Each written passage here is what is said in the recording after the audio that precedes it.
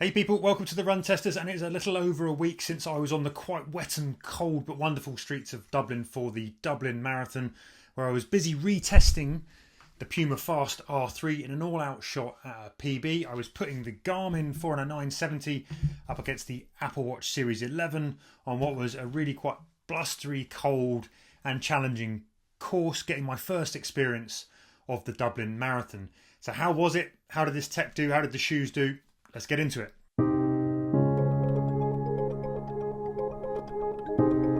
Now, before we discuss the shoes and the tech, I wanted to chat a bit about the race and also to make an upfront confession, which is that I have very, very little footage from the race itself, either before or after. Well, you might ask me why that is. Normally I'm pretty good at filming. We're doing this, it's our job. We have to film. But for large parts, before, during and immediately after, it was raining. So my Instago 360 camera and my iPhone, they don't fare too well when it's properly wet. Secondly, just like I did for Chester a few weeks back, I had decided to lay it all out there on the course. And what that means is I tend to end up having to use all my energy to run and survive. And for this one, I was trying to run and survive at 6.5 minute mile pace for the whole 26.2. So I didn't really have the chance or the energy to get the camera out. I was running right on the edge. I did have the camera in my pocket, but it just stayed there the whole race. So apologies for that. Anyway, the race. And I've always wanted to do Dublin, mainly because it's one of the only races, I think, in the world where it takes place on a Sunday and the city has the following day off because it's a bank holiday in Ireland, which means everyone gets to enjoy the afters. And I knew it would be really fun in Dublin, and they really were. There was a huge buzz after the race with full pubs, Guinnesses flowing. Lots of runners also will book temporary gym passes to get showered so that they can sort of get showered in the city centre and then go straight out and enjoy the after party. That's what I did, and though the showers were cold, it was a smart idea and the reception was lovely and warm after that. One quick word about the expo. It was massively overrun. The queues there at 4 p.m. on Saturday afternoon were bonkers, and that's something that I think could do with work. If you're going to go and do Dublin, get to the expo early if you can. I know that's the case with a lot of expos, but this seemed to be a long queue for so late in the day on a Saturday. Then on to race morning and the walk to the start. I had a hotel pretty much central and it was pretty well signposted, but this isn't one of those where you can just follow runners anywhere, as there are multiple funnels for different start waves and there's runners walking in all different directions to get into those waves or to the bag drop. So you could end up going down the wrong sort of streets. The bag drop itself, when I got there, was really hectic as well on quite a narrow street. It was bitterly cold and it took quite a while to get through that. There was actually some sort of crowd control, so people were held as well. But the perfect antidote to that was that everyone was in pretty good spirits. They didn't kind of feel stressy and angsty. It was all quite kind of calm and it cleared fairly quickly. One thing that did surprise me though is there are no covers for the bag. They're not under like an awning or anything. They're just out there in the rain. So you have to make sure that your bag is done up pretty tight or you've wrapped everything inside in something else so it doesn't get wet. Now the race goes off in waves with I think 4 different start funnels. On the way to my blue start, which went out later at 9:25, there was a handy spa. This is a big tip as well if you're in the blue wave, where everyone was sheltering for warmth just around the corner. So it was back like about a 4-minute walk around the corner. So I stayed there for quite a while. That was a big win. The start itself wasn't too crazy busy. Where I was quickly running free once we got over the start line. Though I was running from a slower pen, and what that meant is because I was moving quite well, I eventually ran into the back of the earlier waves that had set off in the pace groups, and often found in those groups some sections where the streets were narrow were quite crowded. It was quite hard to weave your way through, so there can be some congestion. Now the course itself is what I'd describe as challenging. It's lumpier as a marathon for sure. This is not Berlin. It's one of those that's kind of got hills that can make it quite hard to find a consistent pace. We had headwinds to contend with as well. I was still cold after moving for about 7 miles.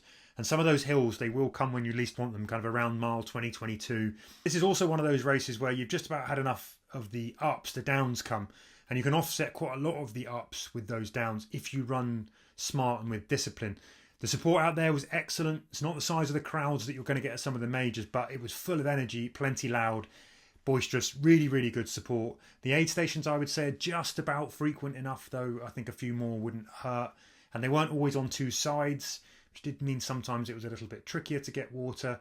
They tended to mix paper cups with bottles, so you'd get one that was a paper cup, one that was bottles. So if you like either of those, it's quite good. And there were gel stations, but I didn't use those. Now, the finish line for me was a bit of a blur with a few twists and turns as you close in on the end of the race. I did laugh at one point because I sort of remember seeing a sign that was for 500 metres to go, and then about 10 metres later there was a sign, I think, for 400 metres to go. That made me chuckle. Quickest 100 metres I've ever done. Anyway, there are decent crowds right to the finish line as well, which I really liked. And then once you've crossed the line, it is just a cold, wet slog to find a place to change. Mine was in a gym. Loads of people were just doing it on the street. But I do think this race, knowing when it is in the year, could probably benefit from sort of some cover for that kind of post-run change. Though I did like the fact that the race top was a long sleeve, not a tee, and that came really in handy for a quick swap out of my soaking race t-shirt. The medal is also good as well. But probably my favourite bit of the entire race was the post-race celebration. So many lively pubs, loads of runners and supporters settling in for a great Sunday afternoon of celebration out there. Everyone really chatty, everyone welcoming. Really, really good vibe.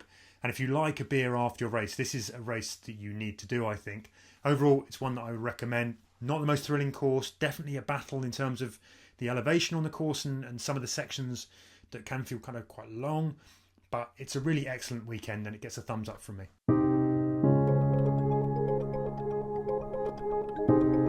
Onto the shoes then, and I ran in the Puma Fast-R3. This is my second full marathon in this shoe after London back in the spring, where I ran a half marathon PB in the first half, which was a terrible mistake. And then the wheels came off and I missed my PB. I can't quite remember by how much, but I missed it and I suffered. This time though, I bagged a new 250.24 PB, which I'm pleased with just 2 weeks after doing a 252.36 PB at Chester in the Asics Metaspeed Edge Tokyo. Now, I knew from London that the Pumas were fast, almost too fast in that first bit, and they had all the attributes that you want in a marathon race shoe. These are light, punchy, propulsive, fast, with a really quite snappy feedback. I had to kind of run my way into them in Dublin, but once I settled into them and I was up on my mid to forefoot running, with locked in form and running really well, I could pretty much forget about the shoes underfoot. The one thing I will say is now that I've run with the Asics Metaspeed Edge Tokyo, there's quite a marked difference in how the two shoes get their efficiency, on how they're giving you that edge, or the edge that I got to help me get that PB. The Edge Tokyo, they're softer, they're a bit more bouncy, they are a bit more protective underfoot. The Fast-R3, a bit more aggressive, and I felt a lot more of the ground coming up in the final 6 miles. So for pure comfort, I actually think the Edge Tokyo wins. But on speed and efficiency, I think these shoes are about equal.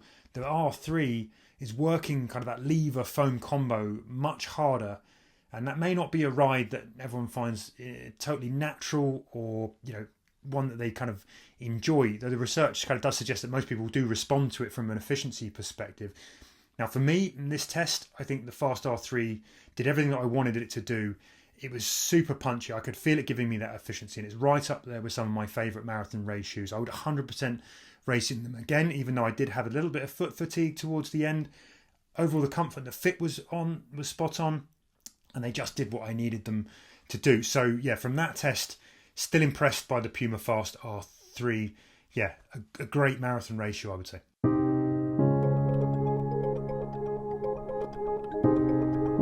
So I also tested the Apple Watch Series 11 and the Garmin Forerunner 970 with a HRM 600 chest strap. I looked at the battery life, the GPS and the heart rate accuracy.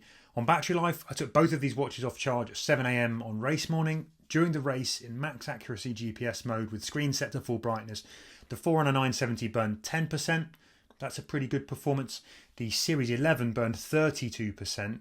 Again, for us, go back a few years, the Apple Watch would have struggled with a marathon. It's now doing that easily. By the end of the race, the 970 was on 84%. The Apple Watch Series 11 still had 65% left. So that was good for the afternoon after as well. When it comes to GPS, despite the Series 11 lacking dual frequency GPS, it's more than a match for the 970, which does have dual frequency. So it proves that dual frequency doesn't always mean better accuracy. The Series 11 clocked the race at 42.5 kilometres, compared to the multi-band Forerunner 970 at 42.4 kilometres. I did a lot of weaving during the race, moving through big pace groups. And so, I think that was pretty much spot on. And the real-time pace performance was solid for both watches. I consider both watches as sort of reliable to race marathons for GPS, though Dublin isn't a big built-up city, so there may be that if you're going to a bigger city. On heart rate, the Apple Watch Series 11 optical impressed for the majority of the race, matched the HRM 600 beat for beat, though towards the end it had some struggles, particularly right in the last minutes where I got some kind of big high spikes. So the max spikes, or the max readout, over the whole race ended up being high, but the averages were pretty much level. Again, in practice, I think the performance is good enough here to use it for racing, though I would probably still reach for a chest strap on race day if I was running absolutely to heart rate and I wanted that really dialed in, better performance. So there you have it. That's been my race test at the Dublin Marathon. A cracking race that I'd 100% recommend. I hope you found it useful. Thanks to everyone who came up and said hello and wished me good luck out there. It's always a happy thing to meet you guys out there at the starts of races and stuff. Maybe I will see you back there next year. I'm seriously thinking about having a repeat. And until then, though, happy running, people.